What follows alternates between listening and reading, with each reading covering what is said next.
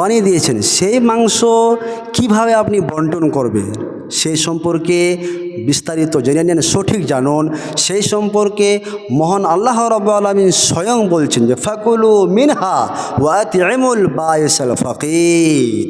হে আমার বান্দারা, তোমরা কুরবানির গোশত খাও, অপরকে খাওয়াও।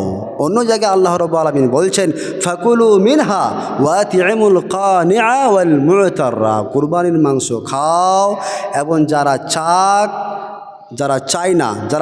এবং চায় না, অর্থাৎ কিছু কিছু গরিব মানুষ আছে যারা কুরবানি দেয়নি কিন্তু তারা অপরের কাছে হাত পাতে না, তারা চায় না, হাত পাতায় না, কিন্তু তাকেও আল্লাহ রাব্বুল আলামিন দিতে বলছেন।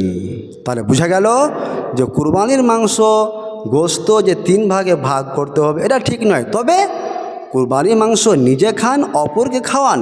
ইমাম বুখারী রাহিমাহুল্লাহ একটি বাব নিয়ে এসেছেন, বাবু মা ইউকালু মিন লুহুমিল আজাহি ওয়া মা ইউতাজাওয়াদু মিনহা, যে কুরবানির মাংস আপনি কতটা খাবেন এবং কতটা জমা করে রাখবেন সেই সম্বন্ধে একটা হাদিস নবী সাল্লাল্লাহু আলাইহি ওয়াসাল্লাম বলেছেন কুলু ওয়াতিমু, কুরবানির মাংস খাও, অপরকে খেলাও, এবং ওয়াতাজাওয়াদু, কোনো হাদিসে এসেছে ওয়াদাখিরু, জমে করে রাখো। তাহলে বোঝা গেল স্পষ্ট হাদিস যে কুরবানির মাংস নিজে খেতে হবে, অপরকে খাওয়াতে হবে।